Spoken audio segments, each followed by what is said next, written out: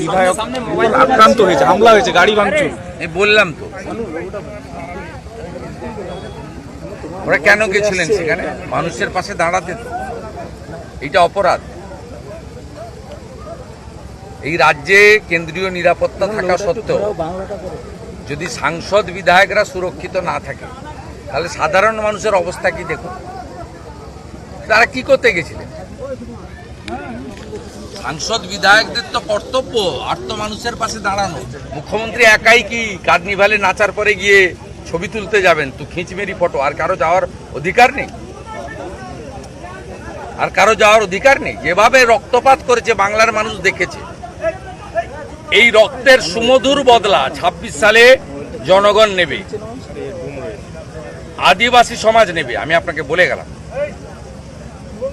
আর FIR হবে, FIR নিয়ে যা যা করার আমরা করব এবং যা ব্যবস্থা নেওয়া হবে। তবু মুখ্যমন্ত্রী বলেছেন কোনো আঘাত নয়, রাজনীতি ভুলে একযোগে উত্তরবঙ্গে। এটা কোনো কথা হলো? মুখ্যমন্ত্রী ওই লোকগুলোকে নামগুলো তো দেখেছেন, আমি পোস্ট করেছি। ওরা কারা? বিশেষ কমিউনিটির গুন্ডা তৃণমূলের, তাদেরকে দিয়ে সব জায়গায় এর আগে কোচবিহারেও করিয়েছিল। মুখ্যমন্ত্রীর তো উচিত ছিল ঘটনার নিন্দা করা। মুখ্যমন্ত্রীর উচিত ছিল পুলিশকে নির্দেশ দেওয়া যে আজকে রাতের মধ্যে চিহ্নিত ভিডিওতে দেখা যাচ্ছে কারা, তাদের গ্রেপ্তার করা, যে সোমোটো মামলা চালু করা, এফআইআর এর জন্য ওয়েট না করা। তা না করে আর যেন না হয়, সবাই মিলেমিশে যেন থাকে, লম্বা কনভয়। উনি আর ওনার ভাইপো লম্বা কনভয় নিয়ে ঘুরবেন, মুখ্যমন্ত্রী যাবে না। ওনাদের সঙ্গে শ্রমিক ভট্টাচার্যদের বা খগেন মুর্মুদের সঙ্গে কটা গাড়ি ছিল? যখন এমপি এমএলএ ছিল গাড়ি ছিল, বাকি তো প্রেসের গাড়ি। প্রেসের গাড়িকে আমরা না বলতে পারি? আমাদের পিছন যখন প্রেসের গাড়ি ফলো করে, আমাদের অধিকার আছে। মুখ্যমন্ত্রী যখন প্রেসের গাড়ি ৫, ৬টা ৭টা প্রেসের গাড়ি যায়, উনি একা ঘুরবেন হেলিকপ্টারে, চার্টার ফ্লাইটে, উনি একা ঘুরে বেড়াবেন আকাশে, জলে, স্থলে, অন্তরিক্ষে, আর কারোর সুযোগ নেই। মুখ্যমন্ত্রী বলছেন ম্যানমেড বন্যা, ভুটান আসাম থেকে জল ঢুকানো হয়েছে, কেন্দ্রকে ভূগোল পড়ুক, ক্লাস 7 এর ভূগোল বই পাঠিয়ে দেবো, ভূগোলটা পড়তে বলুন। দাদা পূরণের ঘোষণা করেছেন এবং চাকরি পরিবারদের কি বলবেন মুখ্যমন্ত্রী? কি চাকরি? ৪,০০০-এর চাকরি না ৬,০০০-এর চাকরি?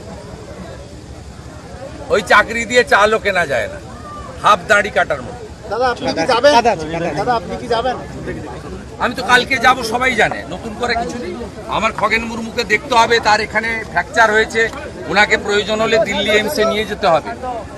উনি খুব সিরিয়াস, এই জায়গা একদম মানে ইম্পর্টেন্ট, হাড় ভেঙে গেছে ওনার, প্রচণ্ড সিরিয়াস আছেন। শঙ্কর ঘোষও ইনজোর্ড, কিন্তু out of danger. Khagen Murmu not out of danger. এটা আমার প্রায়োরিটি। আমি যাব, ডাক্তারদের সঙ্গে মিট করব। আর রাজুজির সঙ্গে কথা হয়েছে, কাল কিরণ রিজিজুও আসছেন। আমি দুটো একটা স্পটে যাওয়ার চেষ্টা করব, রিলিফ ডিস্ট্রিবিউশন করার চেষ্টা করব। আমাদের সমস্ত লোকরা, এমপি এমএলএ এবং বিজেপির সব কার্যকর্তা, ভলেন্টিয়ার অর্গানাইজেশন ডিস্ট্রিবিউশন করছে, আমরা ক্লোজ মনিটরিং করছি। সব বিজেপি এমএলএরা 5টা করে ফুড রিলিফ ক্যাম্প চালাচ্ছেন।